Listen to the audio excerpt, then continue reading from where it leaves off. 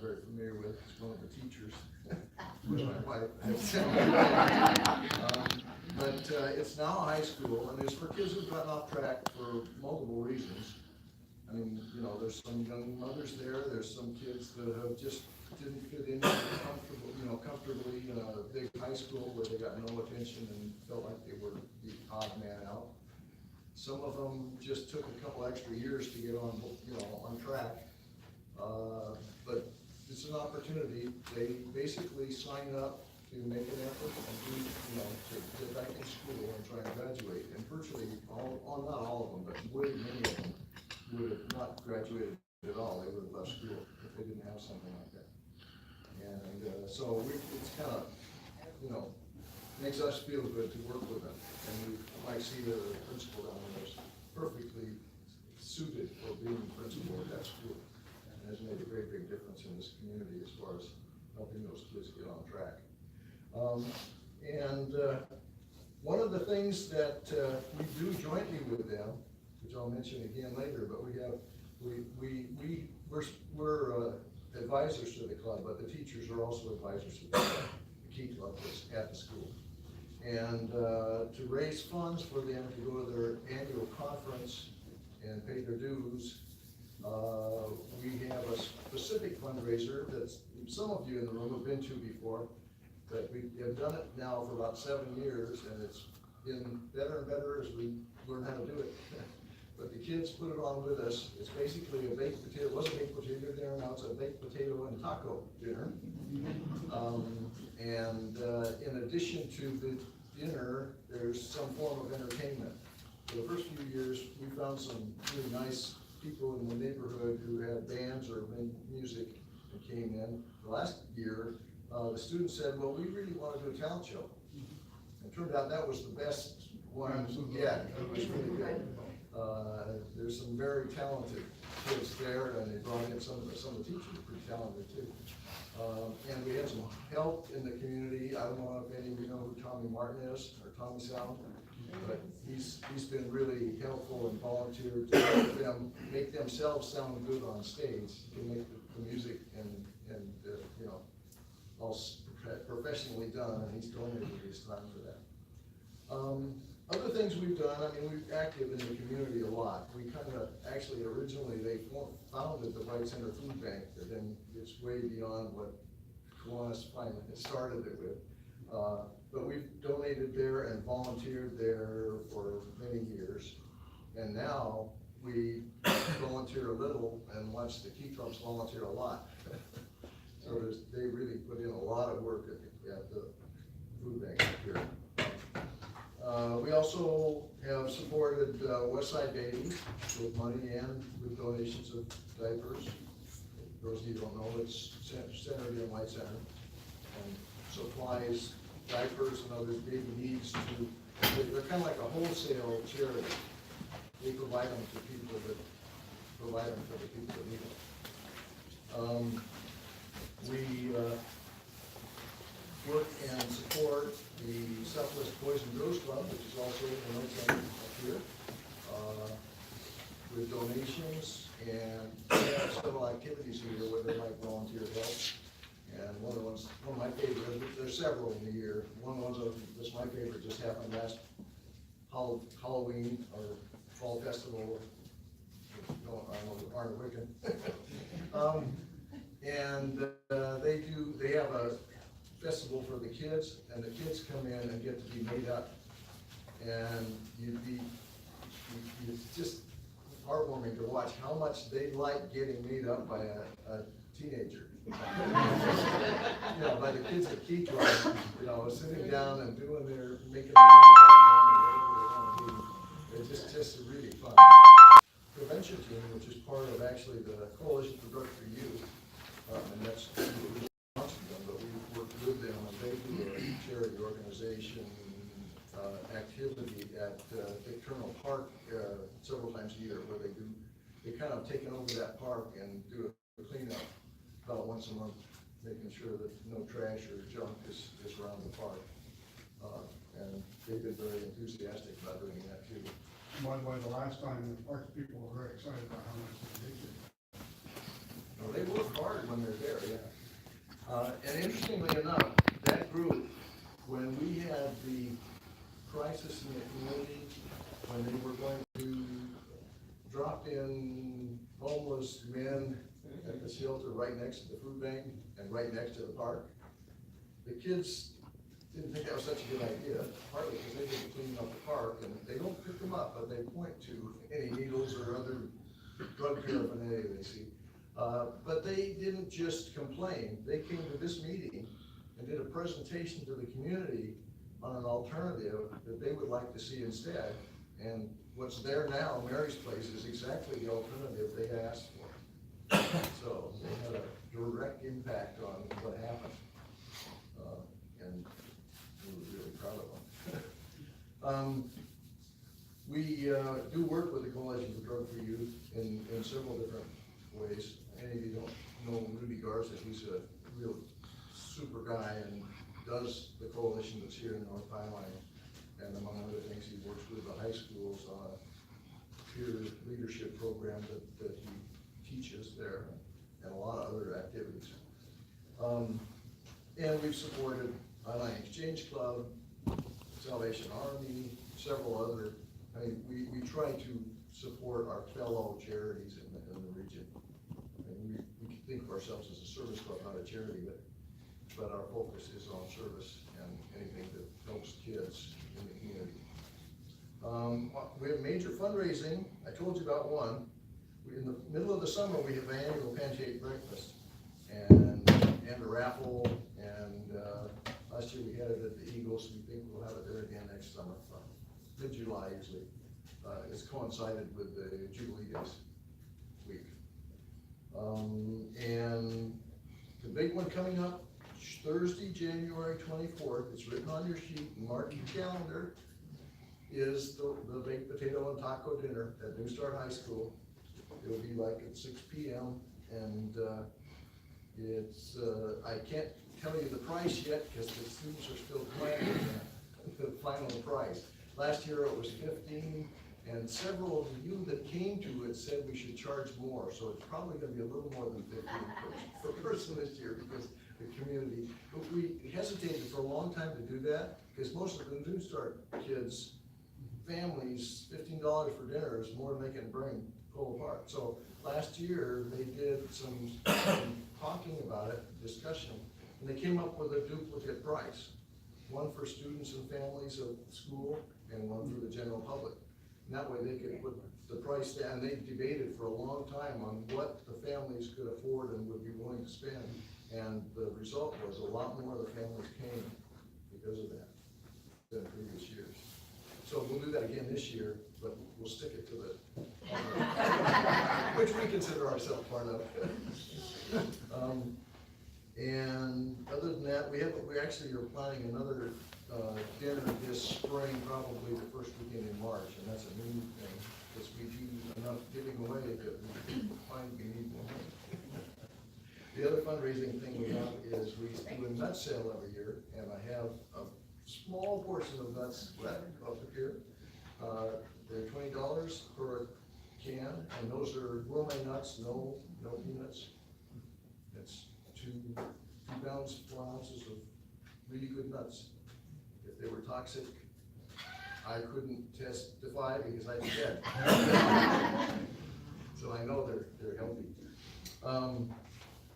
And basically, that's a quick summary. That's what we'd like from you is to support our functions. Occasionally the kids have a car wash, and I'll notify you about that. Come and bring the car. They do a good job. And we'd love to have you join us in our activities or join Kiwanis. I put down Bill Tracy, who's the secretary, myself down there with our phone numbers and also our emails. So if you're interested, let us know. We'll tell you about it. Or just come to a meeting on any of the Wednesdays. Our next meeting is going to be the first Wednesday in January. We're not going to meet right at Christmas. So that's it. Any questions? I have one. Is there gonna be another challenge show this year? I hope so. So do I. That was awesome. You know, it's in the, I don't want to preempt what, because they're the planners, and I just kind of facilitate. So they're still working on it, but But I'm betting it will be. If they ask for any input, that's the way Right? to go. I've told them several times how much good feedback they got from last year. They worked hard on it, and it came up, it was obvious that it was. Yeah, this is a great night. Okay, thank you. Thank you, Scott.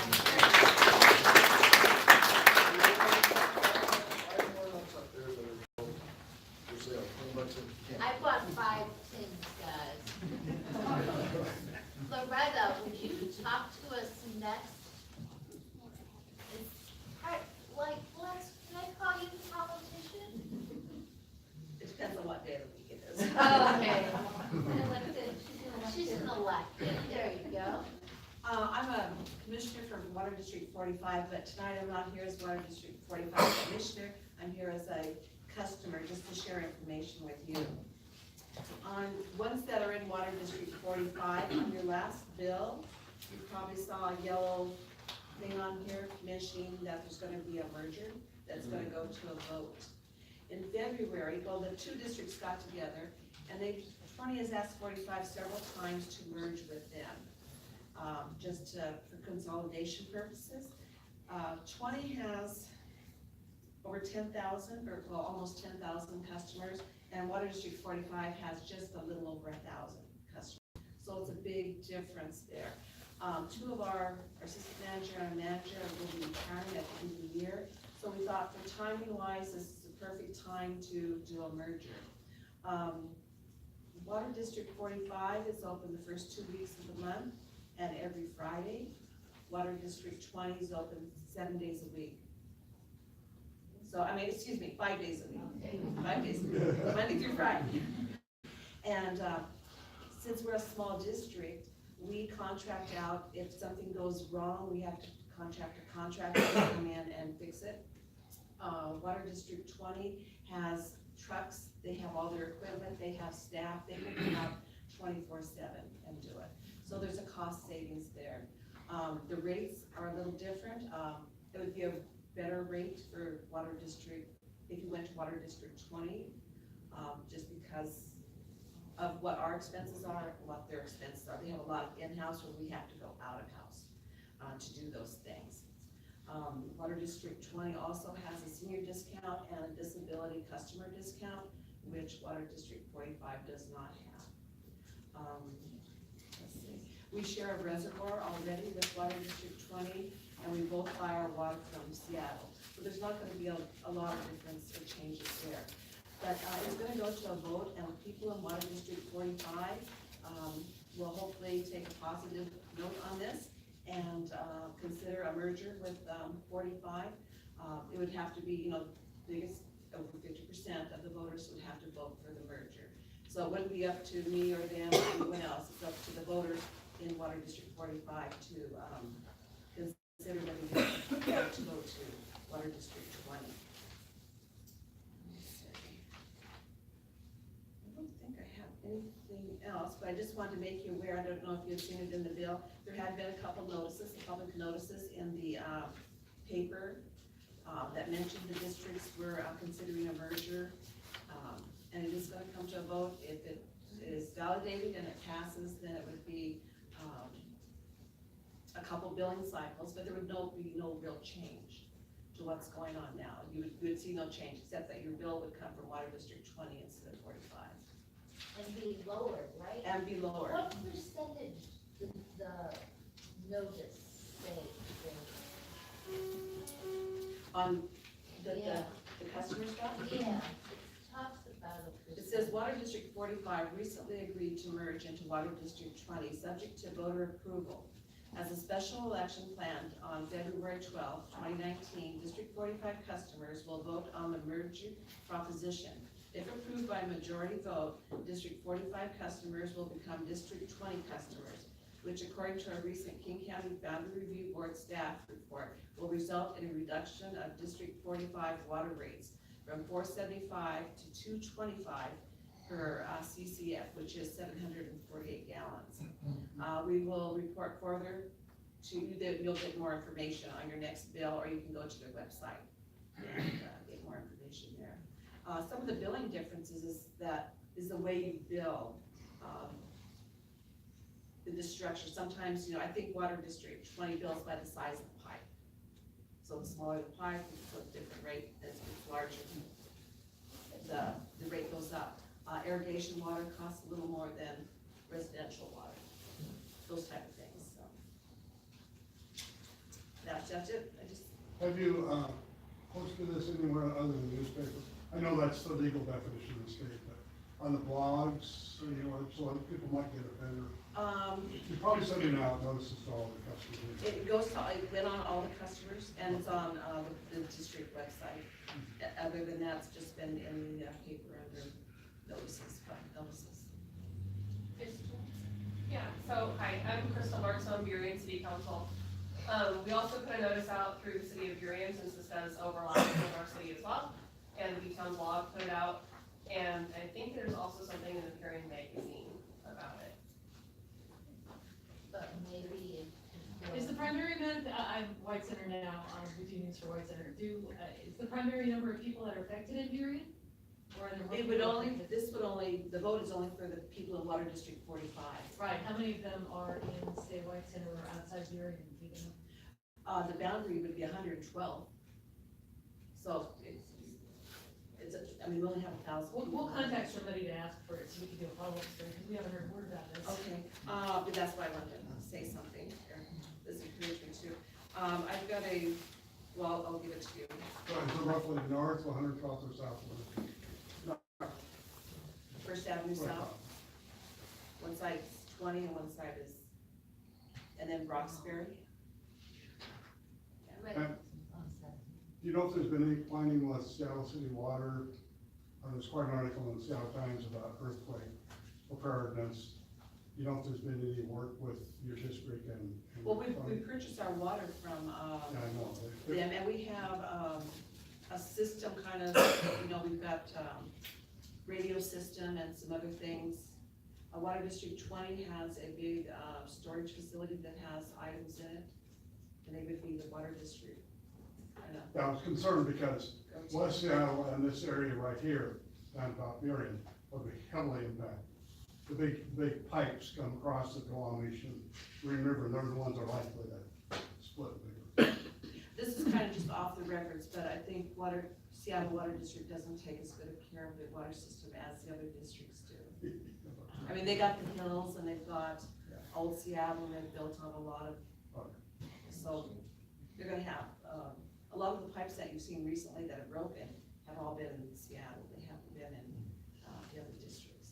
Also, if any of you know, I was just gonna mention this, Water District 85 years ago merged into Water District 20, so I don't know if any of you are from Water District 85's water system, but they've already merged into 20 years ago. I think, right? Yeah, I just want to clarify what you said about the reduction in rate was 475 to 225? Yeah, no, that could vary depending on the pipe that you have. I mean, this was just at this time when they did Sure. it. Okay, But they had someone come out from a firm. that's quite a reduction. Oh, yeah, but see, they do all in-house. They've got their trucks already, they've got their staff, they're open 5 days a week, 24/7, where we just have, one full-time employee, three part-time. Yeah, I live right across from the park, so I know right. Oh, where it is. okay. Yeah.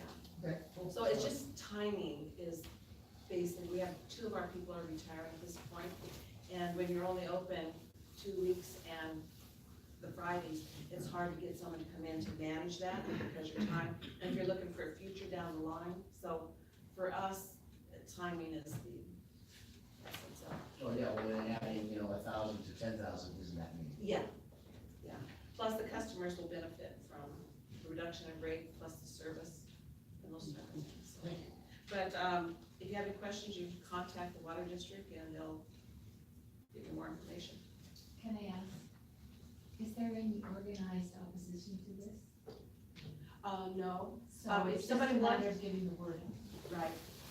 If anybody wants to go pro or con, for or against, but, usually in mergers like this, when it's gonna be a benefit, and there's no negative really to it. What is the voting process for something like this? It goes, you it has to go through it has to go through several things. The boundary review board has to look at it, you have to do a comp plan, you have to do a SEPA thing. You have to do all these organizations, and they let everybody know, that this is gonna happen, and then you have to contact the elections board, and, that's why we didn't have it in November, because there wasn't enough time for all some of them take 45 days to look at your papers and all your forms, or get your maps put together, those type of things. So in February, and when the election thing comes out, you vote on it, yes, no, it'll just basically, I think it's gonna say just basically, a merger is in the process, you know, for 45 to enter into a merger with 20. And, so hopefully people will, you know, approve that. And, nothing will change. I mean, your billing, I think it takes 3 billing cycles before they get it into their system.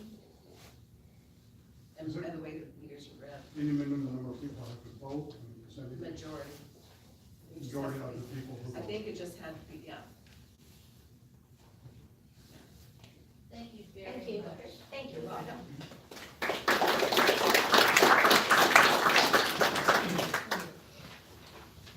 We've got 2 more elected here.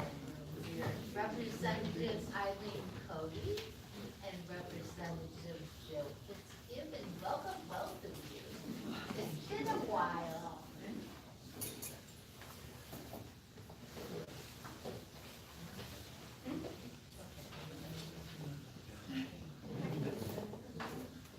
Want to move back? Yeah. I'll get it. I'll just lift it.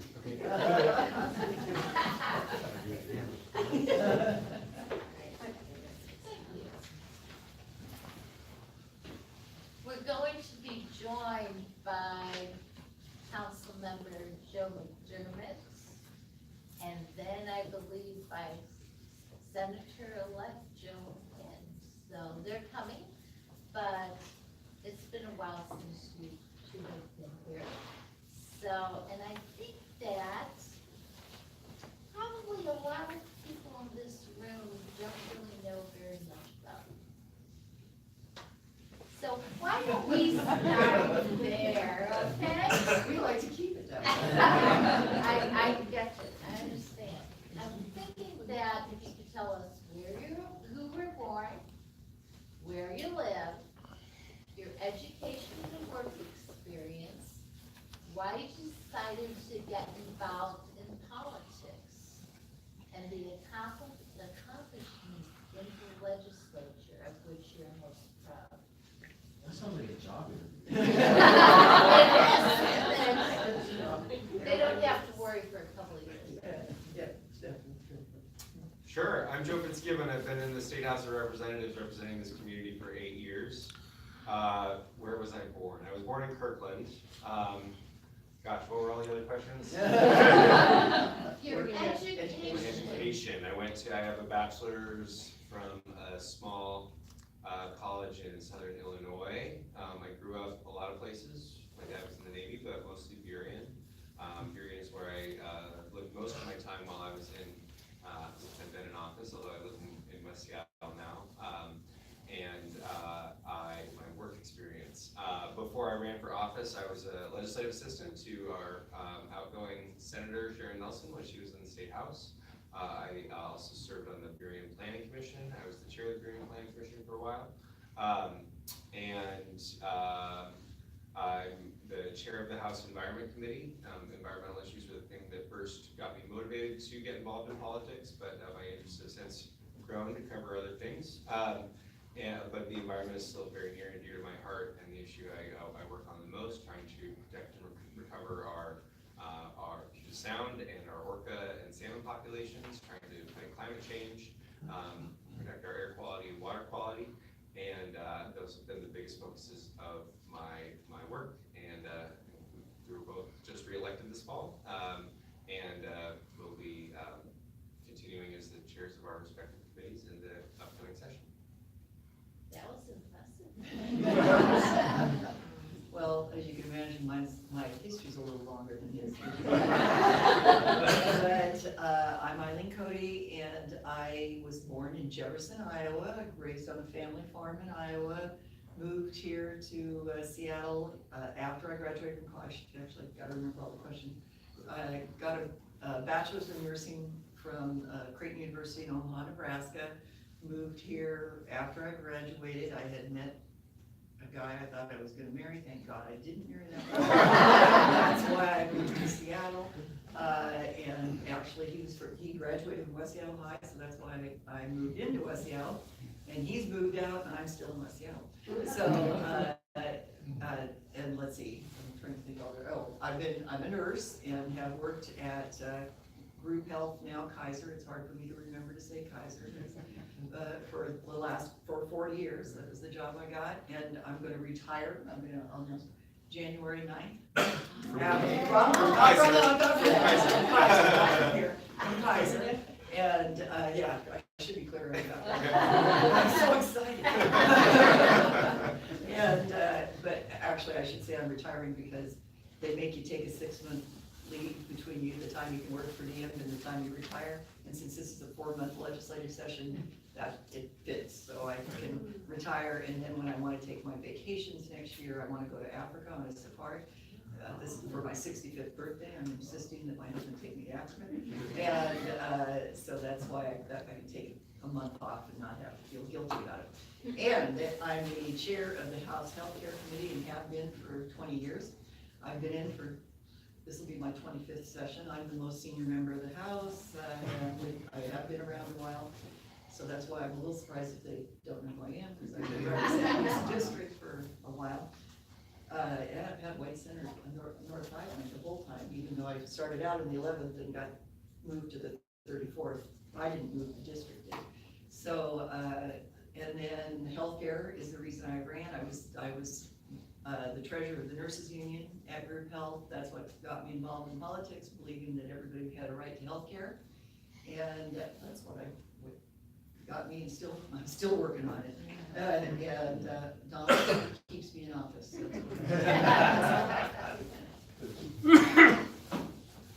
Thank you very much. There were a lot of things you just said that I did not know, so I appreciate that. What college did you graduate from? Went to Principia College in Elsa, Illinois. Okay. Never heard of it, and I grew up in It's Illinois. near St. Louis. Oh, okay. That was a good one. On the Illinois side or the Missouri side? In Illinois. Oh, sorry. Go on. Was it me? Oh, Illinois. Yeah. Okay. So, this might be more your kind of question, but I'm interested in your take too. I got an email yesterday, or the day before, saying that the legislature is looking at doing an update of the Growth Management Act. There are certain legislators who are interested in certain specific changes to the Growth Management Act going different directions. There's not, you know, the legislature is 147 people, and there's always a couple people who have ideas that are divergent from others. I'm very interested in the Growth Management Act, and it's one of the issues that the Environment Committee, which I chair, has jurisdiction over. The two so I guess I don't know exactly which idea you're referring to, but there's two ideas that are that have been floated recently. One by a very conservative Republican senator from Eastern Washington who has proposed many times to basically, I don't want to say repeal the Growth Management Act, but basically remove the enforcement mechanisms that keep counties from paving over farmland and forest land and rural areas. So that's not one that I support. I don't support the other one either, which is from a Democratic senator from the Bothell area, and he wants to require minimum density around certain areas in the state, basically areas that are in proximity to frequent transit. And so I sort of agree with his goal there, but I don't think that he's going about it in the way that would work for most cities. I don't think we should be writing local zoning code into state law, and that's kind of the approach that he's choosing to take. I think that that in areas that, particularly areas where there's going to be, for example, sound transit light rail service, those are good places for us to grow the housing supply as people continue to move to the region. But I don't think that the way he's done it now is appropriately takes into account community concerns around, and I just don't think it's drafted in the way that would work for most communities. So I do think that we need to grow the supply of affordable housing in the region. We need to do it in the right places, and we need to do it with appropriate input from the communities that are impacted. So we will be talking about the Growth Management Act. We talk about the Growth Management Act every year. The last couple of years, the changes we made have been small. We've been kind of addressing local problems, I guess. But we do look at it every year. It's a very big law that affects every community in the state, and it's one that I'm always happy to hear what your interests are there and how we can help advocate for that. Oh, we might do that. Do you have any?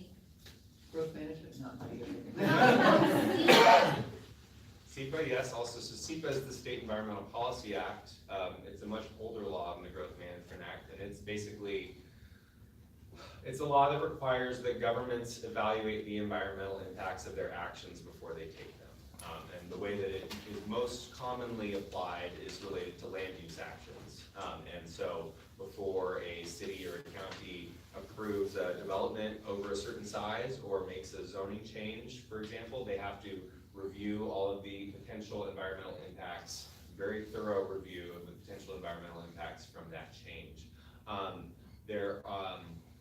That's another one that we do look at every year because in a lot of ways it hasn't really kept pace with a lot of the other laws that have come in since. For example, SEPA was passed in 1970, the Growth Management Act was passed in 1990 and 1991. We've never really synced those up. There's a lot of other land use laws that have come into place since 1970, and so one of the things that I'm always interested in working on is how do we sync up better the existing laws that we have so that they're not working across purposes, and often SEPA works across purposes with, for example, growth management. So that is definitely something that I want to look at, although I haven't heard a specific proposal coming down the pipe on that, but I'm spent a lot of time working on SEPA, and I'm interested in that. The reason I'm interested is because, about 2 years ago, a developer, low-income housing group of private investors from California applied for a SEPA, an application that they fill out the form and they disclose what they think the impacts are going to be of their project. So this is a 4-building, almost 300-unit development at Top End.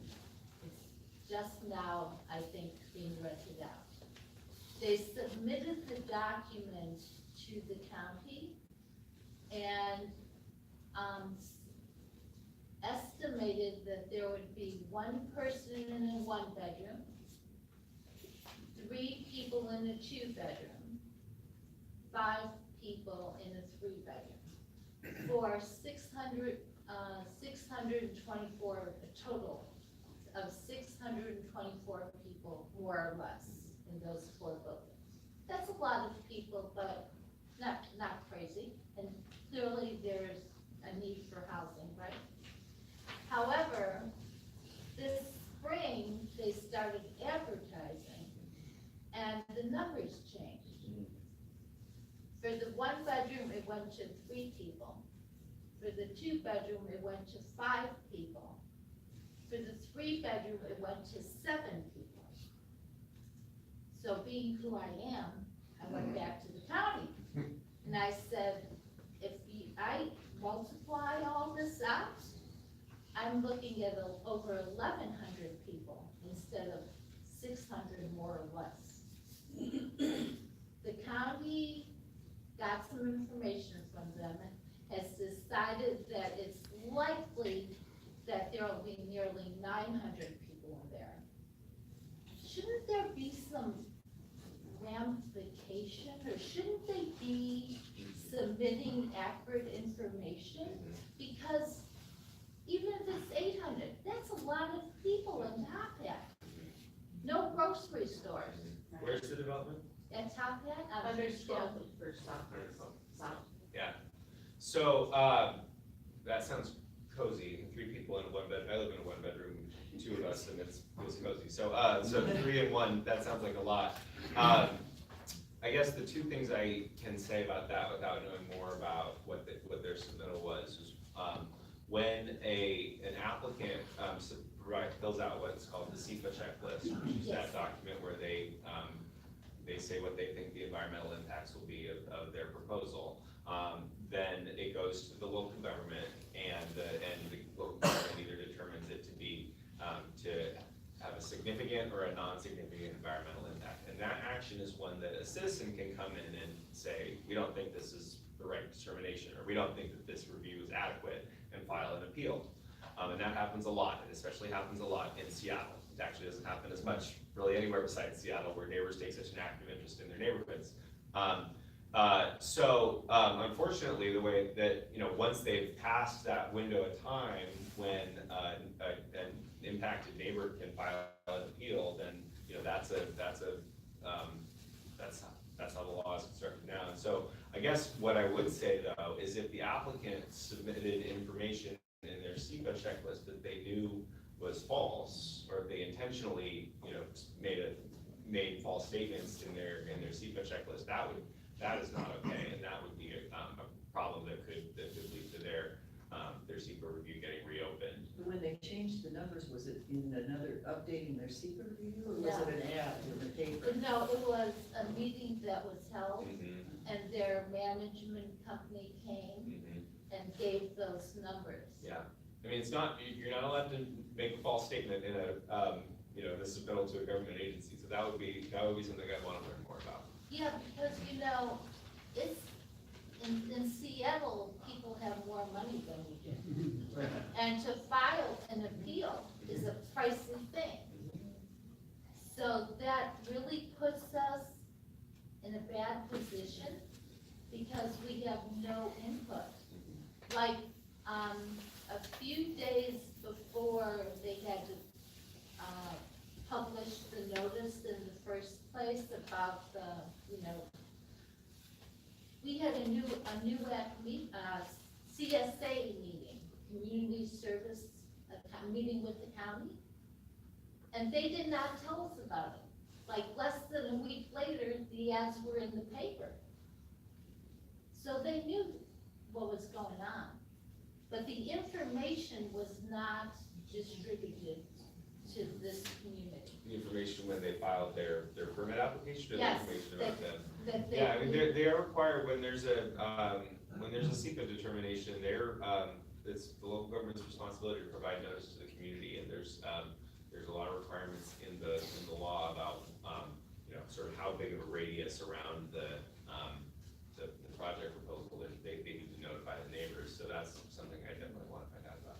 Joe, kind of a more general question, and since you're at the state level, I certainly understand where this is coming from. Is there any way to help communities that don't have the money for the lawyers? That's basically this area here. We don't have thousands of dollars to go hire a lawyer and say, see, that's wrong. Now we're gonna take this to court or in front of a review board or whatever it's necessary. I don't know if there's any way you can help at the state level or not to make it less expensive, maybe, if I don't even know the cost, Well, the cost would be, the cost would be, if you hired a lawyer, I mean, the cost wouldn't, the cost isn't to file the appeal itself, the local government wouldn't determine the cost for that. I guess, I know that there's community groups that do take interest in this, and that might be interested in partnering with a community like White Center if there was a project that was of concern for you. But I don't know of a way that the state could provide the money for.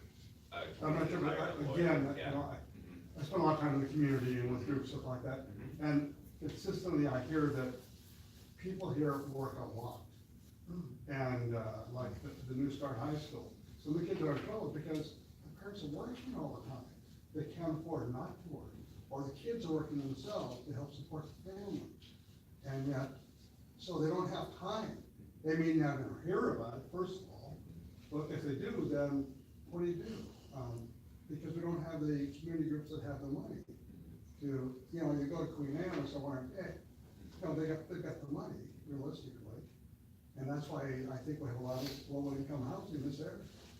Because we haven't been able to try to work out an equitable, with King County. We just don't have the resources. So I don't, Is there anything that could be done if there's an update to make the standards more specific? I mean, it sounds to me, without knowing the full facts of the case beyond what you just shared, that the issue would be if the applicant, was, submitting information in their CEQA checklist to King County that they, you know, knew was false. You know, they were submitting application there, and then on the other side of the mouth, they're advertising that more people are actually gonna live there than they submitted in their environmental checklist. Then that is something that they could be held accountable for. But yeah, it would be possible if we do revisions to CEQA to clarify that or to strengthen that. But it may be that, I mean, based on what you just shared, that's concerning under current law.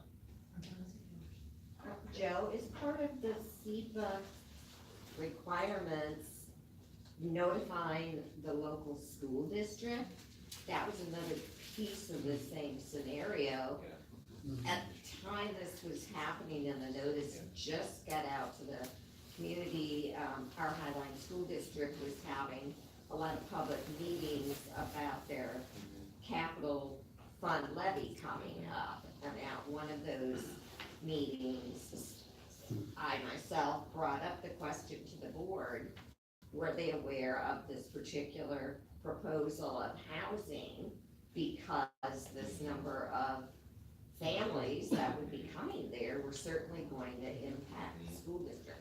They had no idea, they had not been notified in any way. I believe that the school district would be one of the local agencies that is supposed to be notified of when there's a project in their jurisdiction. I'd have to double check the Washington Administrative Code, which is where all those notice requirements are spelled out.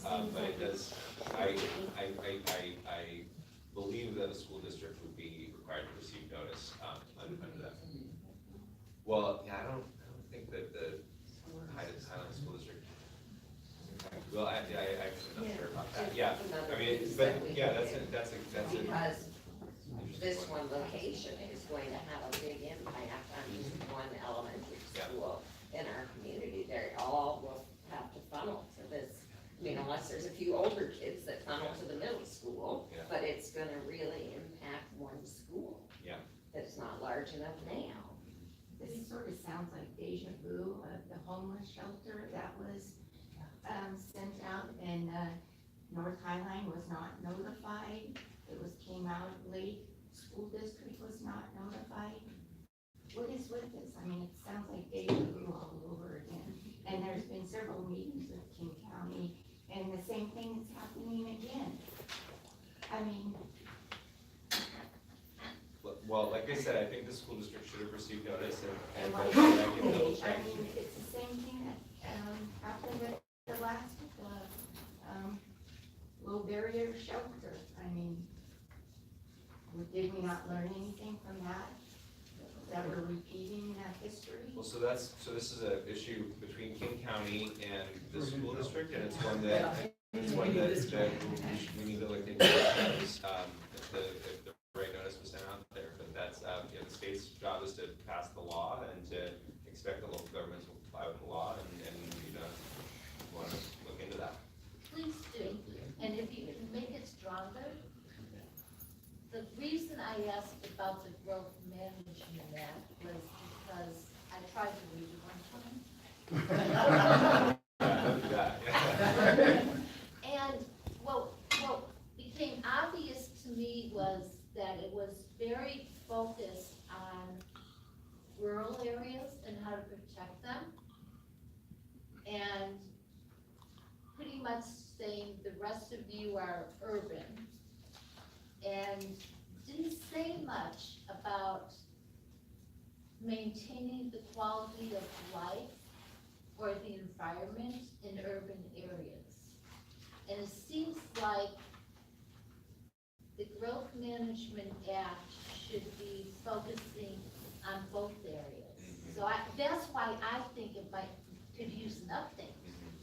Yeah, so the Growth Management Act has 14 goals that the law spells out what they are, and they're very, sometimes they're in conflict with each other. So what, housing affordability, protecting the environment, preventing sprawl, preventing traffic congestion and those things, right? You can imagine how sometimes those things are not, are at cross purposes. I will say that I agree with you in general, the Growth Management Act has been much more successful at preventing the paving over of farmland and forests and rural areas than it has about effectively addressing problems in urban areas. So that's one of the things that has really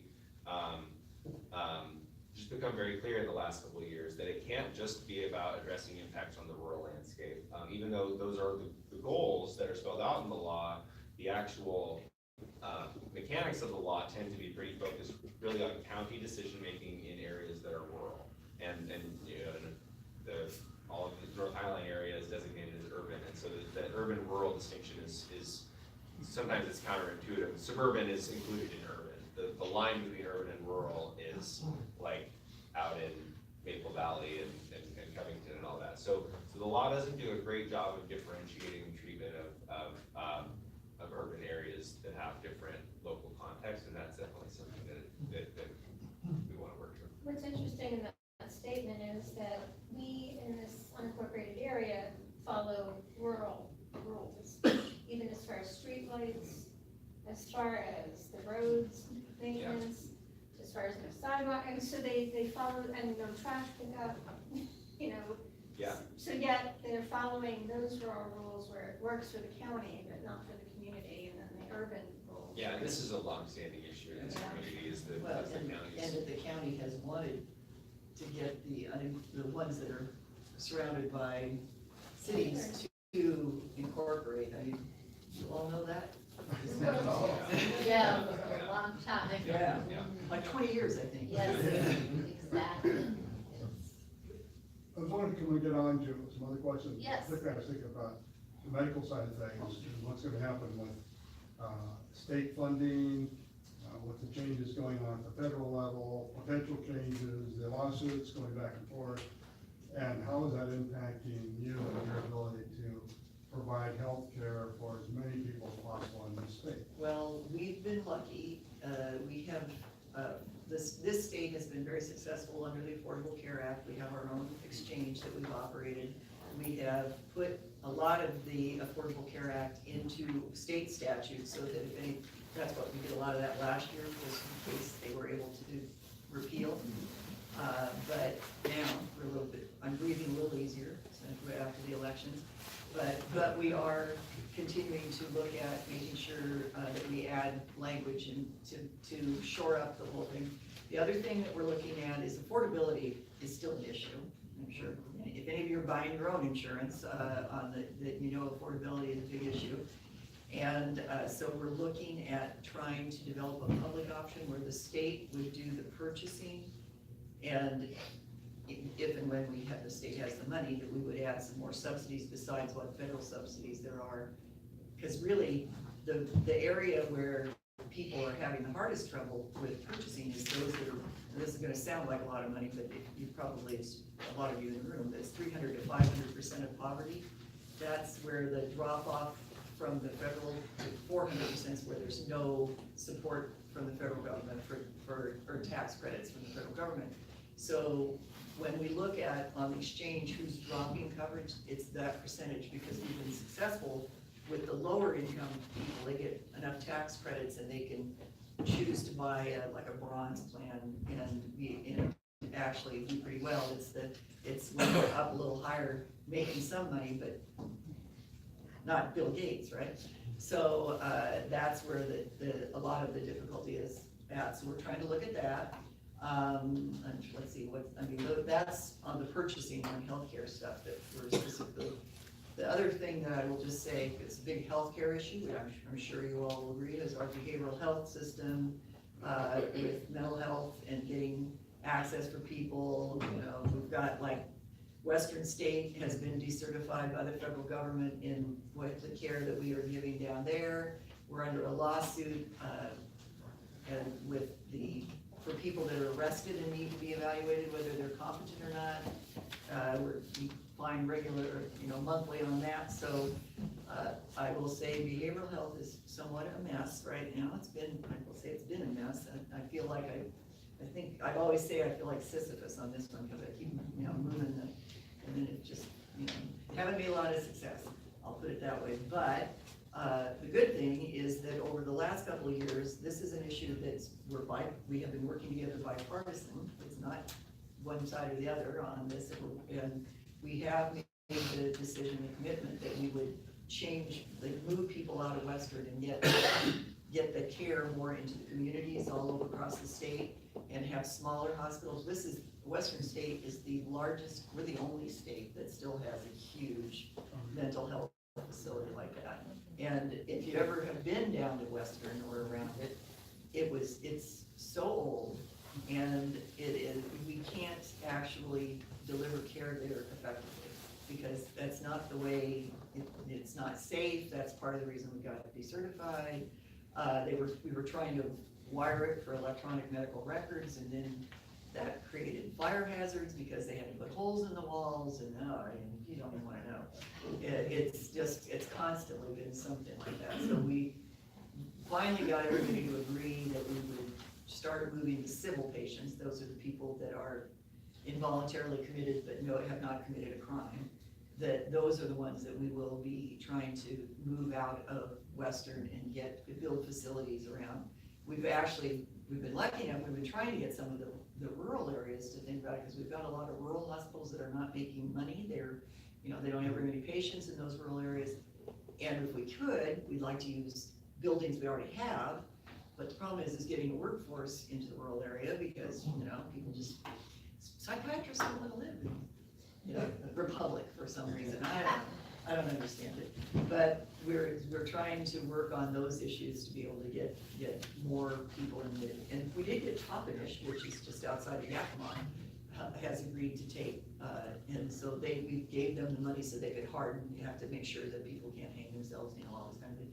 So the unit, and they're gonna start in January being able to take they're gonna take 16 patients, and it's a smaller unit, but at least we're gonna get some out, and so we've been trying to do that type of thing in mental health. But substance use disorder is a huge problem. When they were talking about the needles in the park, that's, drugs is still continuing to be opioids, the biggest part. But you probably read in the paper, fentanyl from China is becoming we're seeing on the increase, and actually meth is going back up again. It had been down for a while, but it's starting to go back up. So that's the opioid crisis, though, is still the biggest, where we're losing the most lives. But people, and it's not just heroin, it's people that are getting opioids from their doctor. So we've been trying to move on that, and actually we passed a bill in the House last year. It was governor request and AG, it's the governor's request bill. The AG had one. We had about 10 bills, and I rolled them all up in one, which was my mistake, because it passed the House unanimously, got over to the Senate, got into problems, and we didn't get it passed. So we're gonna restart with that bill this year. But we're doing, at least that's the thing I've been happy about, is that when it comes to behavioral health and substance use, it has not been a partisan issue. We're working together, and it's because it's an issue that is across the state. It's in every district, it's in every community, and that's changed, I think, people's perceptions that we can work together on that. So that's my one bit of good news that I'll say on it. I don't know, any other specifics? How many times have you actually in the legislative session discussed like Western State or any of these issues that you were just discussing? Oh, how many have we discussed it? Oh my God. How much time have you actually spent in the last session? A lot.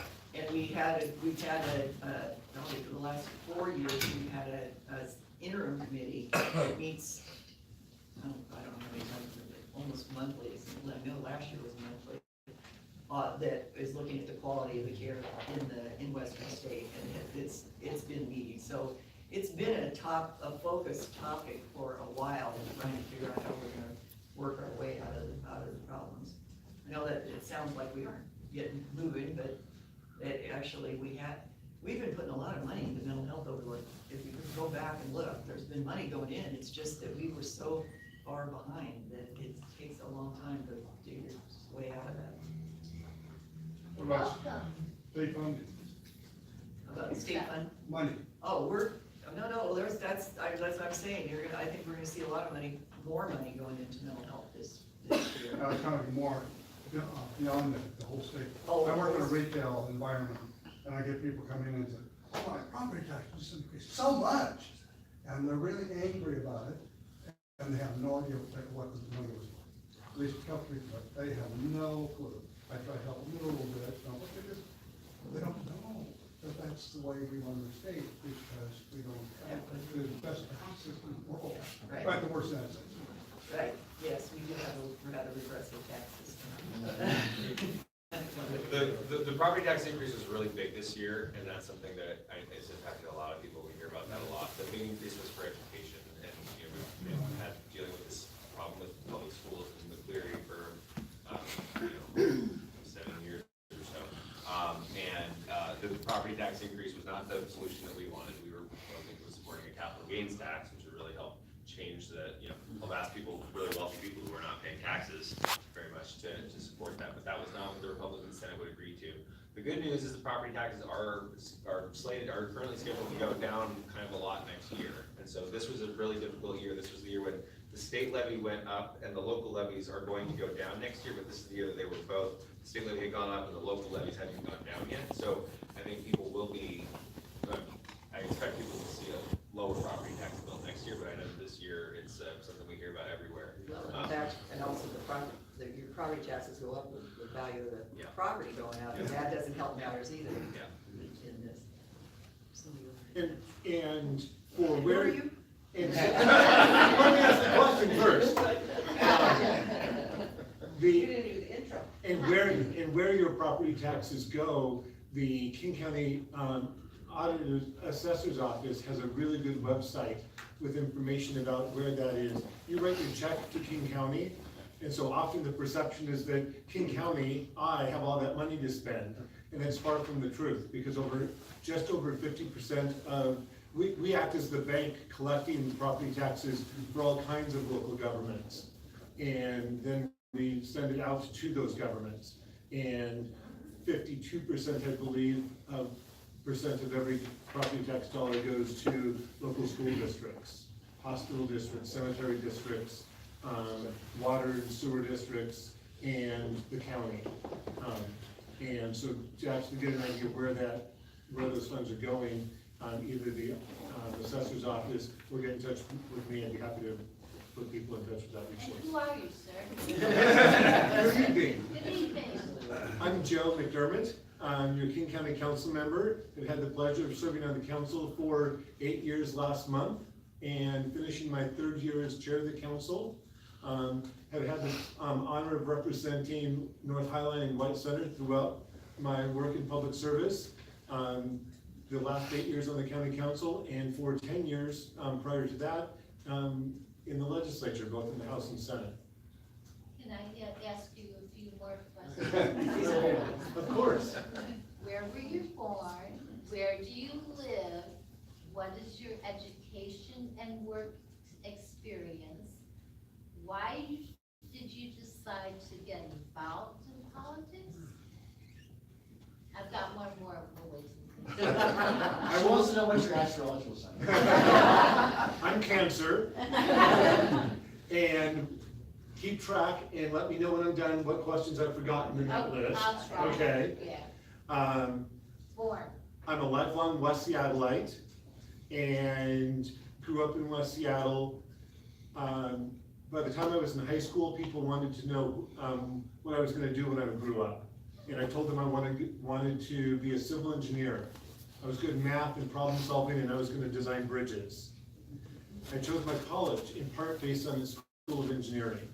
In May of my senior year in high school, I went to Washington DC for the first time on a school program, on a trip that I paid for by scooping ice cream at Husky Deli. And that week decided that I wanted to go into public service. Seeing government up close that week was really an opportunity for me to see that government and public service as a way to affect a positive change for a large number of people. And that's a passion I wanted to be able to pursue. I showed up at Gonzaga that fall and switched my major from civil engineering to history and political science, and have never looked back. Though I do still think I'm designing bridges and solving problems. And after undergrad, worked for a couple of years, then went back and earned a master's degree at the University of Washington, the Evans School in Public Affairs. And have I left any questions out? Immediately worked for the Pierce County Prosecutor's Office as a grant administrator for 6 years, actually when I was earning my master's degree. And then when I finished the degree, was hired as a senior budget analyst for the Seattle School District. I worked for the Seattle School District for 4 years, including my first couple years as a legislator. And when that was no longer a good balance to try to legislate and be a budget analyst at the same time, I became a tour guide for the next 7 summers. When I was a legislator, I worked as a tour guide with the Underground Seattle Tours, using my history degree. Voted the best job of all time. We all thought that was the best job. I got to tell bad jokes to tourists, and I got a new audience every 2 hours. What wasn't to love about that job? This job I have to wear long pants, I can't wear shorts. And you don't get tips. That's true. Thank you very much. I have a quick question. Yeah, We replaced our schools with, when the need arises, for the safety of our children and for expansion. Why don't we demolish Western and build a new facility? We got the land. It's designated as a historical property. So that's the other reason that it's hard to change it. So, I want to sell it to the community. That's been my suggestion, but nobody's going for it yet. But we can develop the rest of the property, but the main building that's the oldest building on the campus, which is where most of the civil commitments is historical. It was what was it originally? It was something with the service, or military, I can't remember what. Maybe a military house, I can't remember now what it was originally built as, but we can't make a lot of changes to it, so that's the real reason why. We talked about it, I learned all of these things over the last several years of why we couldn't do some of this stuff. So I have a question. So, and it has to do with this community, so perhaps Joe McDermott might be the appropriate person, but you can chime in. So we have a lot of these, what seems to be antiquated zoning regulations here, where many years ago, properties pretty much west of 16th Avenue in White Center were platted on 2,500 square foot lots. And it doesn't mean, what I was told by Kevin McClare at Beaver, it wasn't meant to be buildable lots. It was like people bought lot number 10, 11, 12. So like my property, I have 3 2,500 square foot platted lots and part of another, and then my neighbor has part of the rest of that. So what people are doing all throughout our neighborhood are kind of getting around these development issues where they're building developments, but they're not considered developments because they're getting permitted for each individual 2,500 square foot lot. So they can build 14 homes without it being a development, without any mitigation for water runoff, for street damage, for, all the other issues that go along with, they've cut down 100-foot trees, all clear-cut properties, and not had to plant or even put in a blade of grass. And so it just seems that, and I get calls from developers all the time that they want to buy my house and the house next door, to tear them down and put 10 houses up. So this is going on, and it's been going on for a while, and our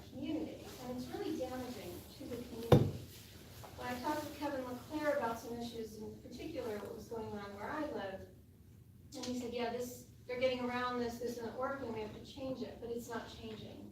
And it's not stopping, and I think in the future, we're gonna look back and say, we made a big mistake. You know, and the irony is, you know, King County's saying, let's go out and plant 1 million trees, but meanwhile, they clear cut everything on my street. And so, you know, I'm wondering how that can be addressed. And where does that need to go to be addressed? We want, some level of development in new homes and new housing, in the community, but we need to make sure that that's built responsibly. And what you're describing, Barbara, is people skirting an idea of a large-scale development and not getting permitted for the large-scale development, and the larger impact they're going to have to the community, in construction runoff, and impacts, particularly during construction, to, the site and the neighbors. And I've heard you speak before about the impact you've had with some of the construction in your neighborhood. And so we need to make sure that that zoning and applications are seen as one larger set and not let them get away with individual pieces. Right. I would suggest 2 avenues to be able to address that in the very short term. One is next year, the permitting department for the county will be doing a neighborhood plan here in North Highline White Center. And it'll be here, and there'll be many other venues throughout North Highline throughout the year in various phases, getting input and suggestions and soliciting your concerns, ideas, hopes and dreams for your community. And this should be something that comes up early, and that we collectively, all of us, are not satisfied with a result until it's addressed. What's the name of that group? The permitting department will do a sub-area plan, is the planning walkout name for it. And secondly, as of the first of the year, we will formally have a Department of Local Services within King County, which I think is an honest recognition that we haven't provided the local government services to unincorporated King County, where we are your local government, as well as we should. And services that have served you are in the planning department, and it's in the transportation department, and it's public health, and it's here and there and spread out. The Department of Local Services will combine particularly permitting and roads, permitting being particularly applicable to your question, and be a one-stop resource for people with information to have better information about how to interact with the county, and where you need, if it's not within the Department of Local Services, to be able to connect you with where that is. And for those departments, such as public health, that have a role here, but aren't part of the local services department, the department is executing management agreements between the 2 departments, specifically documenting the cooperation that the Department of Local Services and frankly the county expects of those other departments, and the responsiveness and engagement that they need to have to local services to be engaged. Also within the new Department of Local Services is an economic development staffer that we have not had before. And as that person gets hired early in the new year and comes up to speed, I'm going to encourage them to make their first stop to be here in White Center, to reach out to the business community and the broader community to be able to support economic development that works and is wanted here by the community. Is there going to be an office near here? Because now we have to go to Snoqualmie, right, to go to deeper. The service base will continue to be, the department will serve the urban unincorporated pockets, such as North Highline and Skyway, Vashon, and much of East King County. I actually am not sure where the director's office or the other staff will be located right now. John Taylor is the new director, will be the new director The council's committee of the whole approved his nomination for the director position on Wednesday morning, and will be before the full council for confirmation on Monday. That's encouraging. Yeah. Thank you. Yeah, we need help, and we have for a long time. So I'm glad to. It's a real recognition by the executive, Dow Constantine, who he and Deputy Executive Fred Jarrett spent a year really thinking about what parts needed to come into one department, and then Fred really came up with the idea of those contracts between the department and others that are providing services to make sure there's a level of accountability and engagement. Because you shouldn't be shortchanged. There are challenges, I'm not gonna deny, there are challenges in providing urban level services to unincorporated King County urban areas for what is designed to be a regional government. But if we are your local government, we need to do our best to provide those local services. And this is, I think, a solid step in recognizing some inadequacies, if not failures in the past, and looking to find stronger ways to do that. Any news on, are we coming other than a King County urban area? Annexation?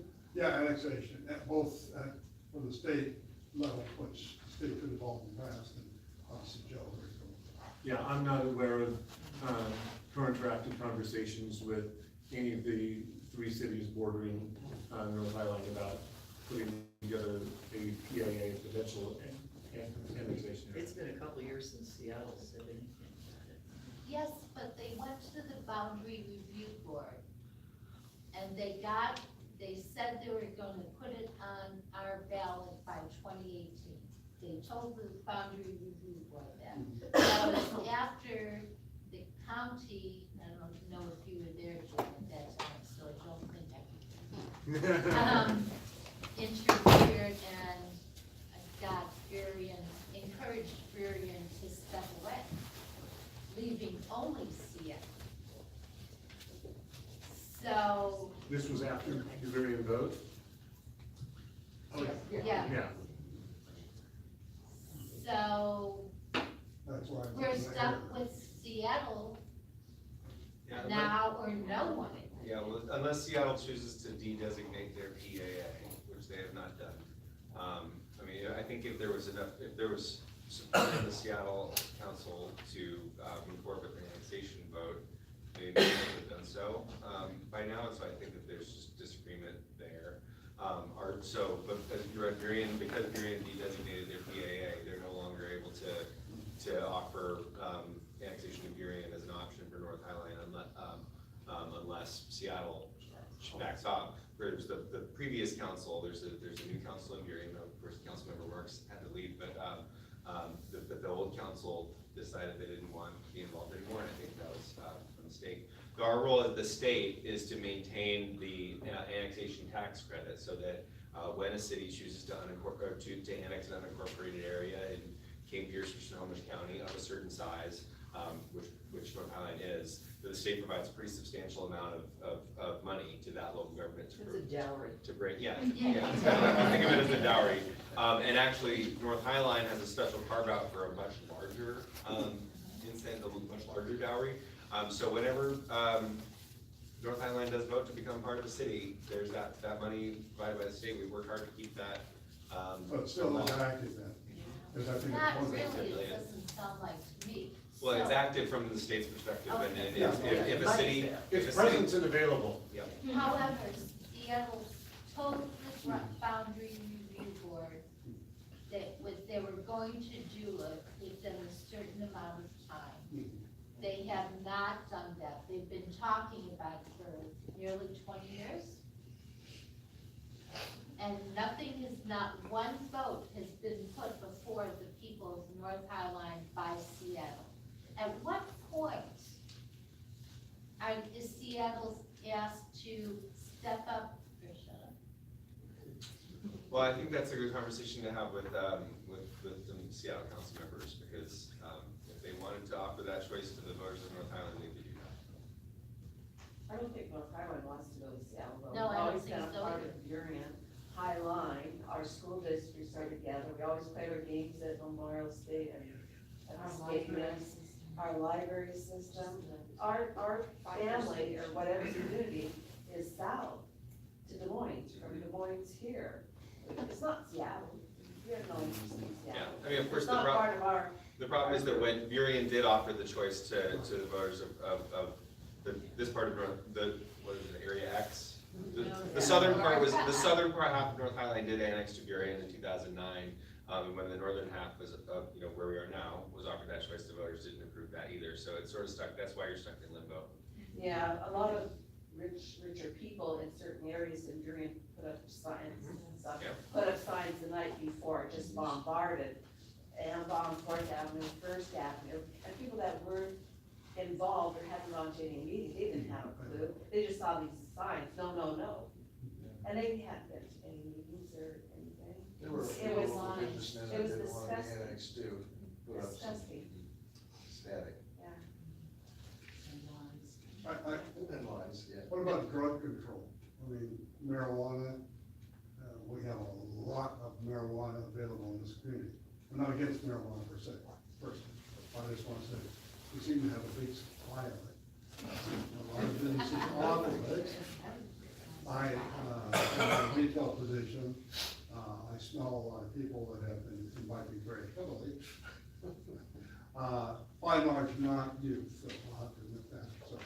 But, do you know, is there anything new at the state level? No, not on, and the, you know, we did the, God, how many years has it been now? That we passed the, you know, when the initiative passed, and then we went through and did some changes and, you know, set up the structure. Liquor Control Board, used to be the liquor, now it's the Cannabis Board, sets up the rules, the zoning part the county has to decide where facilities can go, or the city, you know, it's local government that does the decisions. And, you know, there's also rules about can't be near, you know, the school, there's only so many places they can go, is kind of what it amounts to. But the one thing I would say, and I would question for you guys, is that we haven't seen any increase in really crime around the businesses because of how strictly they're regulated. So, I mean, you ask about them, but is there a problem? Every store's been robbed. One, two at one point. Well, I think that goes to the federal level, they have to take it off the class, so these guys can get bank accounts Yeah. and not have cash on it. I think the issue goes to, we are one of the poorest communities in King County, and we have 6 stores concentrated in a small area. That, you know, other big cities, Burien was allotted, 2 licenses? And we have, you know, our stores are all within eyeshot of each other. And we were told initially that we wouldn't have any stores in our business district. We have 3 now. And then there's 3 in Top Hat right next to where they're building, you know, where potentially 900 low-income families are going to live without a grocery store in the community. So it just seems like, and we don't benefit from any of the tax revenue from it either. And it's like, you know, when liquor stores were controlled by the state, they would never have put that many liquor stores in close concentration. So why, you know, was it allowed to put, because they weren't allowed in other places, but why then say, okay, we can put them all in your community? It just didn't, you know. It helped that the state had a monopoly on liquor, right? So the state wasn't gonna open 2 liquor stores next to each other when it operated them both. And compete against itself. Yeah, when the state offers licenses to the cannabis businesses, but doesn't operate them, which I think is probably a good thing. I mean, I don't think the feds would I like should to defer to do Joe. that. I know the county has taken action to prevent additional concentration based on really concerns that they heard from you all. And this is something that I have every expectation that this community will make very clear as a concern in the sub-area planning process next year. To make sure that it's reflected in expectations and needs for zoning as that process really has a careful review of zoning from construction to business permits and what types of businesses. I want to point out again that these are legal businesses that, we have marijuana, legal in the state by public initiative and need to be able to implement it. But I recognize that as we're learning to implement it, the density in White Center is a strong concern, and, we need to be able to, better respond. Who is it a strong concern to besides the people in this community? Do your fellow council members, are they concerned? I would suspect the one other council member I can think of who I know would have a concentration would share a concern. Mr. Gossett? Mm-hmm. That's interesting because you're looking at the two lowest income communities, basically communities of color. And it really appears to be, again, we were talking about this, taking advantage of the fact that we don't have the money to fight it. So if, when they get around to planning all this, there isn't any hope, is there, that the law could be tweaked so that, my question is, we have to wait until those businesses decide to leave, right? Those existing businesses, would be grandfathered in, any resolution I can come up with, that I can think of. And when we were talking about this, a year and a half ago or so, we were waiting for a court decision out of a Bellevue case about whether or not local jurisdictions could, other than proximity to schools and daycares, whether local jurisdictions could say that the businesses had to be a certain distance from each other, not just per se schools. And the case has been resolved, and we now know that that would be upheld. So that's a new option that wasn't believed to be on the table at the time. So, the grandfathering thing sounds like, that's fine, but is there something in there that says you can't hand your license over to somebody else when you're gonna go out of business? I mean, that's part of the problem with grandfathering, is some of these are the original license holders, and yet they started for the school.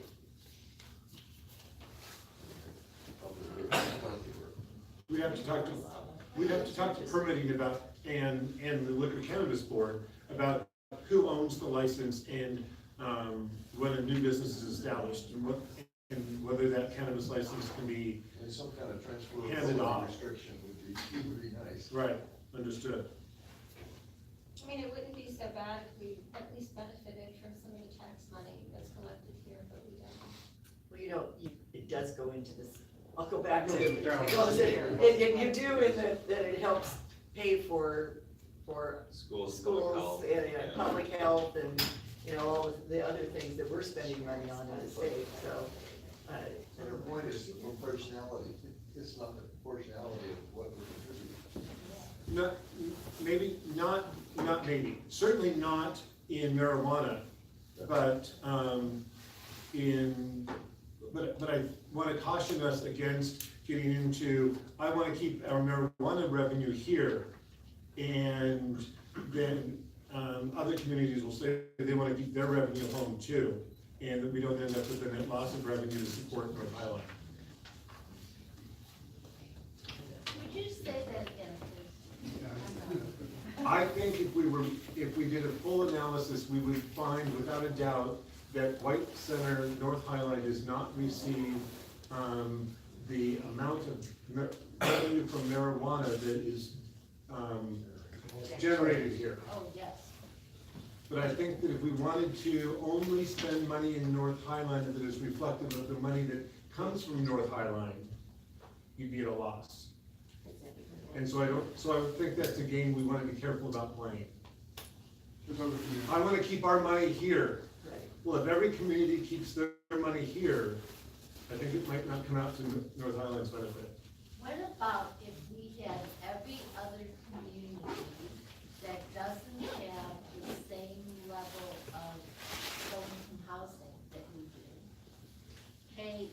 help support the housing too. But when you're saying low-income housing, are you saying subsidized housing that's the county run, or are you talking about just lower rent?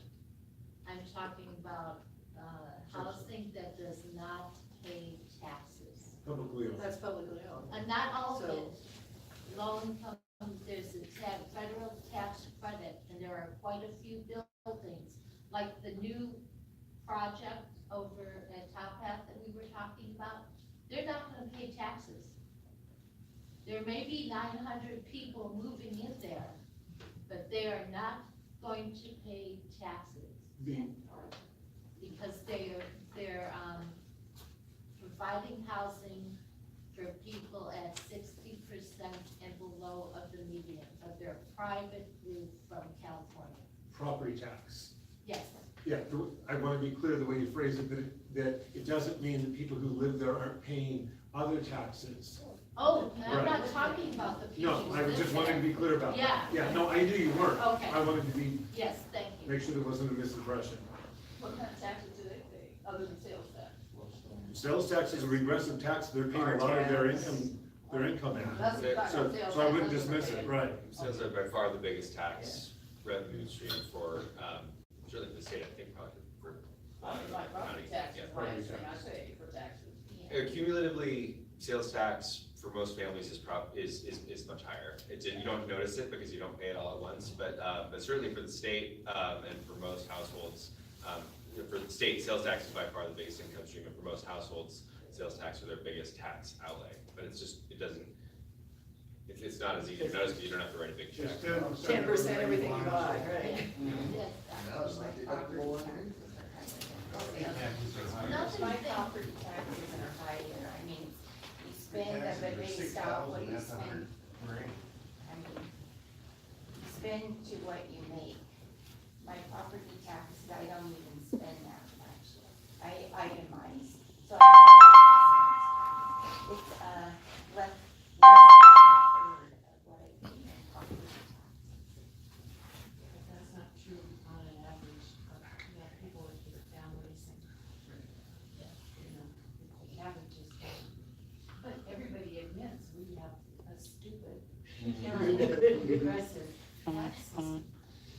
And we refuse to do anything about it until we until we have the guts to do it. We're just gonna live with this. You're either gonna pay it that way or you're gonna pay higher sales tax.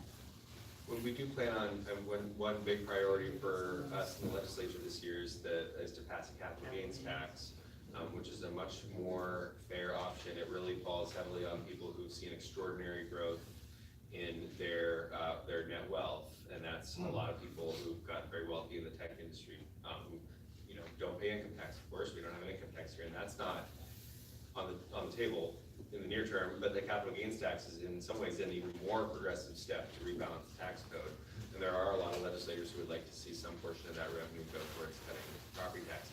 I do want to reiterate that property taxes were very high this year, but they will go down a noticeable amount, very significant amount next year. And I know people don't tend to believe that because, the narrative people have about taxes is, they just go up and up and up. Next year, property taxes are going to go down by quite a lot. In fact, we voted on a $390 million property tax cut earlier this year, but it doesn't go into effect until the next calendar year. So is the rate on the property tax going down? Yes. You know what the approximate percentage would be, or will it vary so much?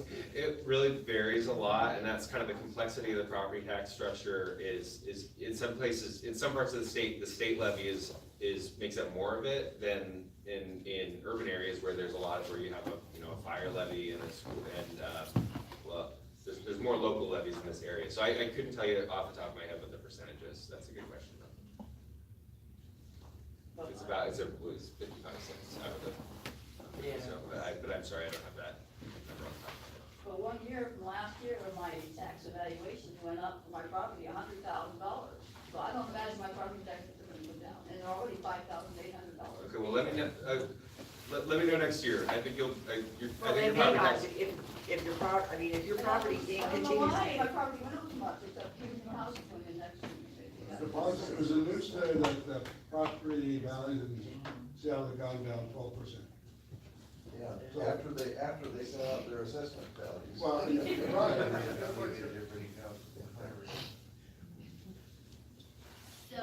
really think that the Seattle Meeting Dec has a chance? I think it's a I think chance. so. It's a harder road in the Senate than in the House. We have strong support for it in the House, but I think it may pass both chambers this year. The results of the election were very favorable to our party, and we think that. Yay. Yeah.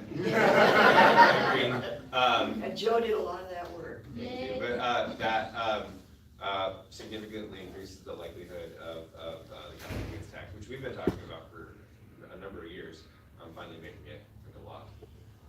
But you don't have a hope for yes, Well, that takes a vote of the people.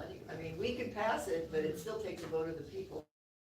That's, Not in the near term. I think that, I support an income tax, I've always supported an income tax, but I think given how resoundingly it got Went beat down. at the ballot the last time it was on the ballot. In I just- 2010, In it 2010. it went down 2-1. Yeah, and even in our district, which is Yeah. one of the most liberal districts in the state, it passed, Yes. it got like 51% of the vote, so it got just creamed everywhere else.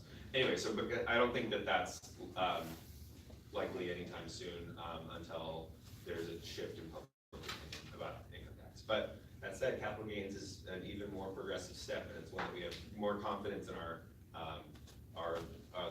legal footing on. So that does require a vote of the people, I guess. it's not an income, you know. Councilmember McDermott, sorry to bring us back a couple steps, but I wanted to ask if, as a King County council member, if there was ever a chance that the King County Council would actually bring it up to Seattle or some other city, the annexation of the Highline area, being that I know it's a financial burden for King County to keep maintaining our area, and we obviously want to belong to someone.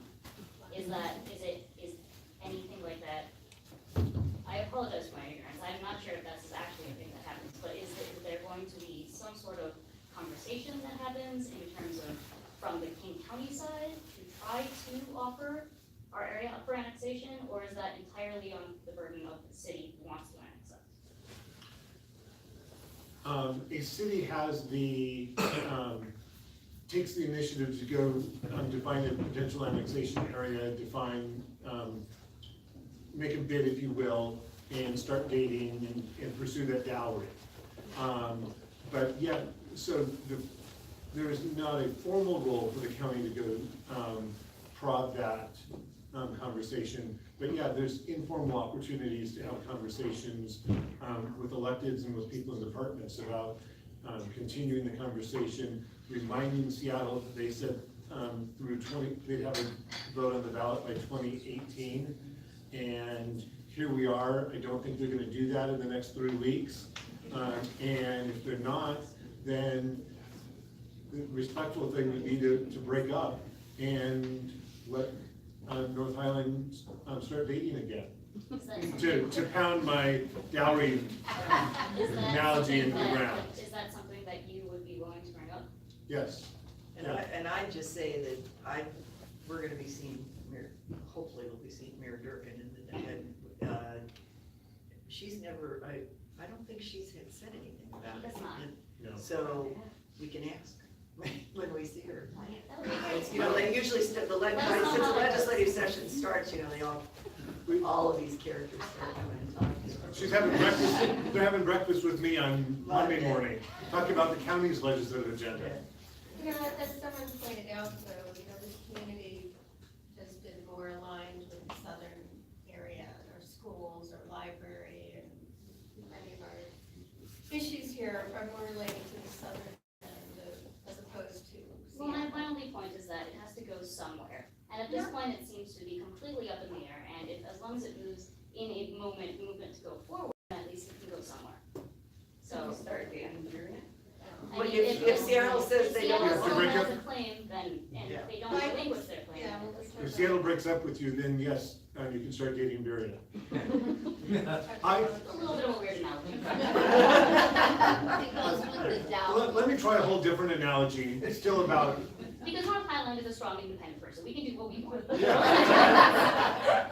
I have sometimes thought, to make a historical analogy, of North Highline being like the colonies when in the 1770s, when they were thinking about separating from Great Britain and starting the independence movement. Historians tell you about a third of the people wanted independence, and about a third of the people wanted to stay with Great Britain, and about a third of the people were just farming, living their daily lives, and weren't invested.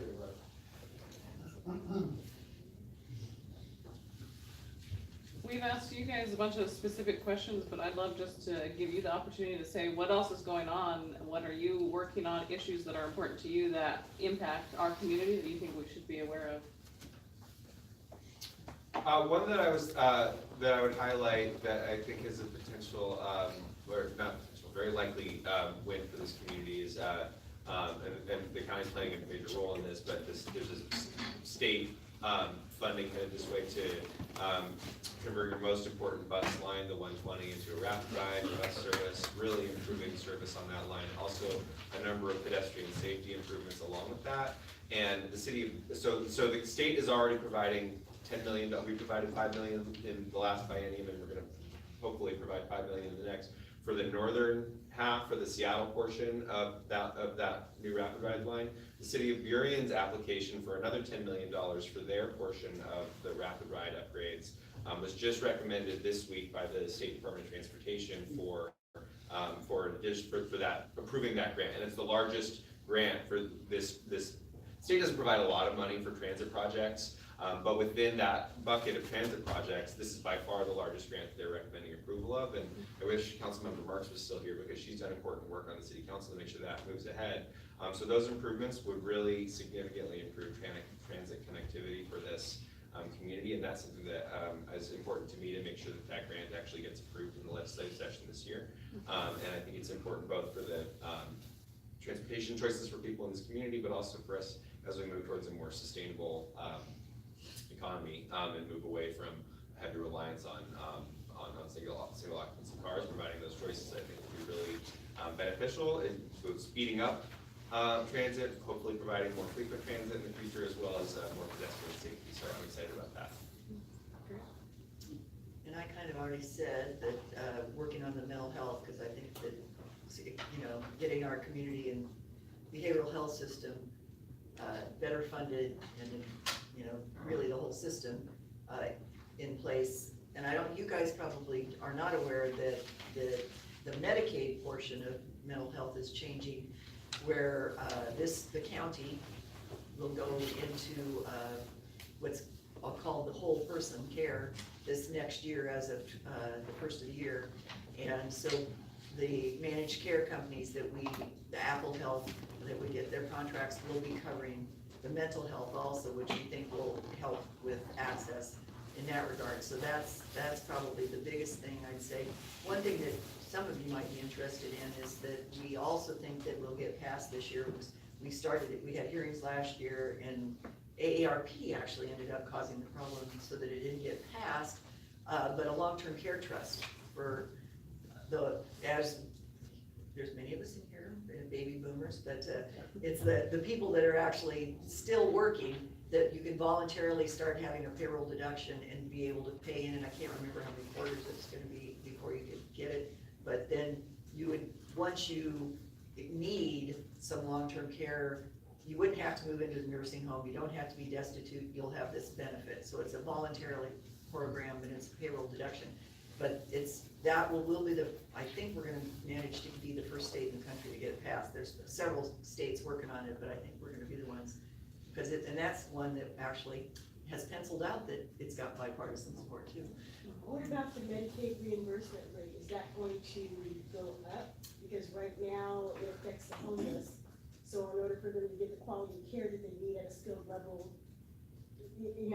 the rate we're getting right now is basically room and board. That's it. It doesn't pay for their therapies, for nothing, no ancillaries. So we're going in the hole, and that's leaving a lot of skilled nursing facilities closed. So tell me which kind of where are you? Are you a community health provider or a behavioral health provider or? I'm Burien Nursing and Rehab, So, skilled facility. skilled nursing facility. So yes, yes, you have to tell Sorry. it. So they're looking at, there's an enhanced funding formula, and I believe it's gonna be in the governor's budget to recommend that to us, that we increase the funding. Because we're looking at trying to get, there's a lot of people at Western State that are actually ready for discharge and could go into facilities like yours that they don't need to be committed, there's just no place to send them. Right. And so, yes, that's, you're part of the solution. So, yeah, those rates have gone up. Let me talk about two priorities, one broad county-wide and one very specific to North Highline. In July, I announced a gun safety action plan responding to the public health crisis we have with gun violence throughout our county and frankly throughout our country. And while Eileen and Joe have been very supportive of taking action on the state level, the state hasn't done as much as I believe the legislature needs to do. There is preemption restricting how much local governments can do. Much of the work is reserved to the state, but I announced 5 pieces of legislation that in July, that now all 5 have been passed, including requiring safe storage of firearms, so that we can address the 35,000 people who die of gun violence each year in our nation, and hundreds within the county as well. That has been significant for me and included some major accomplishments within the budget to make sure that that work was funded as the county adopted our 2-year budget for the 2 years beginning January 1st. And then much more locally, some number of years ago, before I joined the council, the public pools that King County managed were spun off to their local cities, except for Evergreen Pool, because it was in unincorporated King County. There wasn't a city to spin it off to, but the county didn't have the money to keep running it, so they spun it off to a nonprofit. What's the difference between a nonprofit and a city in trying to run something? A city has a general fund to go to. A nonprofit doesn't have a general fund to go to. Brian Hastings and the crew working at Evergreen Pool and managing Evergreen Pool have done exceptional work to manage it, keep it open, and provide swim classes and all kinds of resources for this community. And have done so with, in some cases, personal investment and scrappy work to make it happen.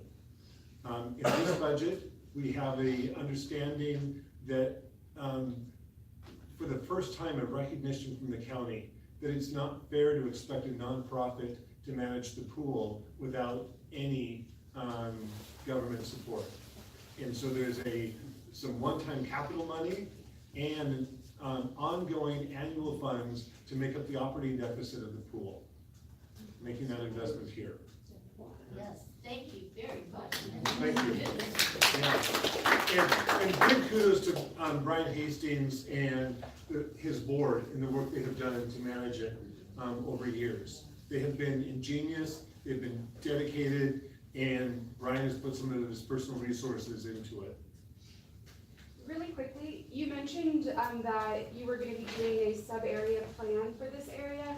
I think Seattle will also be doing some community planning work in the Highland Park neighborhood, which is just on the other side of Roxbury. Do you know if those 2 efforts will be working together at all? I think the timelines match up. If the timelines match, I didn't know about the Seattle planning process, and by all means, they should match up and be hearing the same thing, I would hope, from the community. We shouldn't let Roxbury be a division in work and opinion. And I thought we were gonna build a wall. Are you funding that? I can't. So since you brought up a more localized concern, I'll jump on that. And I wanted to start a conversation with you about a safety issue on 10th Avenue South. It's a persistent culture of reckless driving. You saw my email already. And by persistent, I mean decades old. as far as I can tell, I talked to a lot of the people that lived on the street for a long time, and they said, oh, that happens every day for years, it's been happening. So, and, so what I mean by reckless driving, most of the time it takes the form of drag racing. It correlates a lot with when the school comes out, lets out, but it's not necessarily always that. And I think it has to do, you may have seen in my email that the county roads folks, were trying to put it off on law enforcement. It's my opinion and my neighbor's opinion that law enforcement, that it's more about the placement and the roadway itself than a problem that law enforcement can solve, because basically, there's nowhere for that. I think that it's the fact that there's nowhere for the patrol car to sit that can't be seen, and I think that is, very much part of the reason why it's a popular spot to drag race. And I might also point out, often when drag racing happens, there are also children present that are leaving school, and they don't have safe way to cross the street, or they don't have, and they also don't have sidewalks on both sides of the street. So, anyway, unfortunately, my other neighbors couldn't make it here, but I'd really like to have a conversation with you later about it. I'd be happy to. I hope you saw my reply, making sure you knew I would be arriving late, and I didn't want you to think I was standing you up or anything. Oh, no. Yeah, and I've seen some of the department's response, and we need to have a better dialogue about, if the department is saying no to speed bumps, as I read your email, you're not wedded to speed bumps, you're wedded to solving the problem. I unfortunately led with speed bumps, but that was because I'm not a road engineer. But I also kept reading, and every time you said speed bumps, you said, or other speed control. Right. And the department's replies were all about speed bumps, as I read it. Yeah. So yeah, I wanna work with you. Great. Yeah. Great, cool. I'll give you my contact. Yeah, great. Bill, do you know if the county allows those kind of cameras, like Seattle has, where you automatically get ticketed for you exceeding the speed limit? They're specific. Yeah, those are only allowed in school zones. So I guess the question is about 10 feet or a red light. Red light. Well, then yeah, if it's a school zone, then. I don't know. There's no reason red lights. But. There's red lights for schools. We could put one there. Is that per state mandate for those locations? The state currently only allows traffic cameras at red lights and in school zones. I'm gonna be proposing also allowing them for bus lane enforcement, because that's a big problem on the West Cow Bridge. But yeah, state law currently only allows it in those two places. So why that restriction? Why not just, there's this street that has a problem? And I go to Boulder, Colorado. Have you ever been to Boulder? You know they have those little cameras on every single street. Yeah, a lot of legislators really don't like the cameras, and they think that they are just for privacy reasons, and they I don't. Well, there's constituents that complain about them too. Yeah, so they're just. Well, I'm just using it as an example. Yeah. The city did They're it just this way. very. I'm not saying it should be. It's not going to be easy even to pass it for bus lane enforcement. I would say just because there's a lot of legislators that just don't like the cameras, and I'm not one of them, but we have to This is where the far left and the far right. majority. Yeah. We have to get majority support for this, and I think that but I guess I don't know exactly how school zone, how widely it defines school zone, but. It has to be in the school where they have to, like, where they build the sign. Yeah, right. Because I can talk to Joe about this very issue. I live on 107th. Yeah. And 7th, 102nd and 7th, right? White Center Heights Elementary School. Yeah. And from 8th to 4th, on that road, it's a dragster. And there's an elementary school there. Yeah. So that could be a place for one of those lines. Cameras. There was a Yeah. question here. Cameras, yeah. For him, between 136th and 128th, some friends live over there, and there's speed bumps, and you do not speed down that street, because there's the next speed bump, Yeah. you know? I mean, It's right there, yeah, but, there's a lot of things. yeah. No, yeah. No. Fair enough. I saw a lot of your legislation and saw the papers, in favor about the gun control issues or whatever. But what I'm not seeing in the paper or hearing is what the consequences for the, not the good guy that has his gun in a gun safe lock or gun safe or whatever without safety, but the guy that broke into your house, which was locked and stole it, what's his punishment? Or the guy that goes and robs 7-Eleven with a gun, what's his? I don't see anything that says, you know, if you do this, this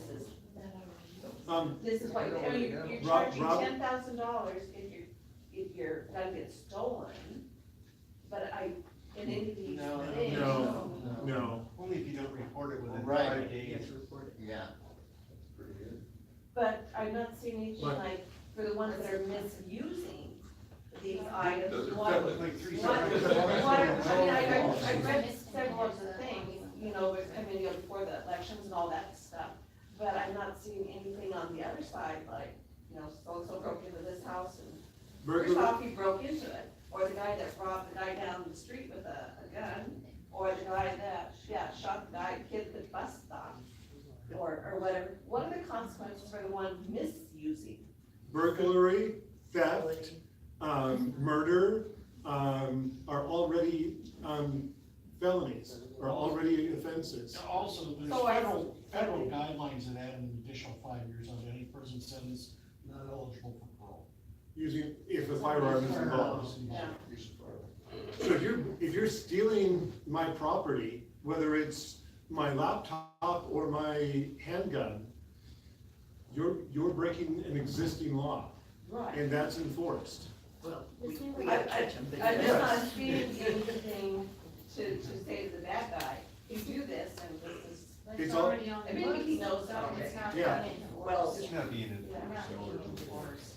It just seemed like the hunter, the good guy, was having all the things put on him, but I wasn't seeing the other side, like if you misuse it, It's there. this is what's gonna happen to Your you. point, it might have been nice in the ads for the thing to point out that the other side's already covered with existing laws, because it is. Yeah. I figured when you have your doors locked on your house, your guns are locked up. So is that not the case? Well, if you don't get robbed, it doesn't matter.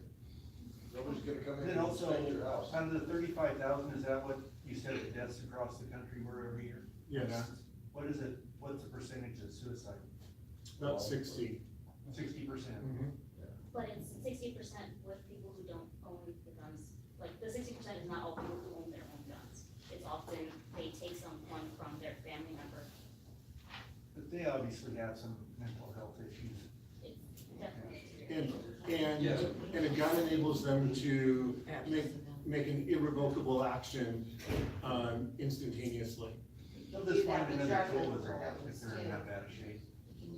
No, actually, I'll respond. The studies show on gun suicide, and it's actually usually more men that are like 50 to 70, I think, are the ages, that because of the fact that they have more access to guns, that it's people, when they commit suicide, it's a split decision, and the fact that they might have a gun available, they can act on it. And we have 2 areas of the state that are suicide, where we have more suicides than in other parts of the state, and it happens to be up in like northeast Tri, and down under Grays Harbor, down in the peninsula, which is also some of the highest areas of gun ownership. So there's mental health issues there too, that we need to have better access, but those are some of the things you worry about, is the fact that when people have a quicker access, that they act on their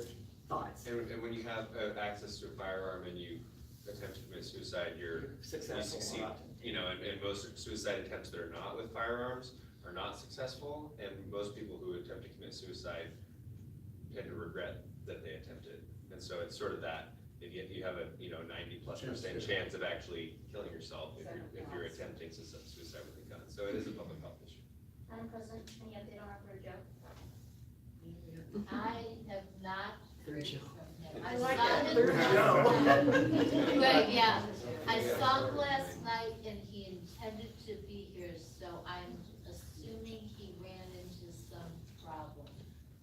But we will invite him back because he didn't intend to come. Sorry about that, but I'm really grateful to you three because I think this was a very good conversation. And I hope you'll all come back. Thank you. Yes.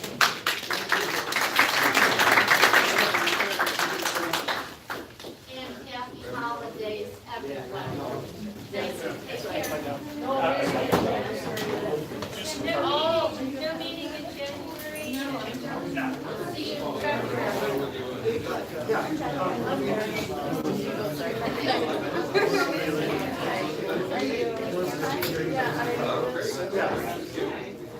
Yeah.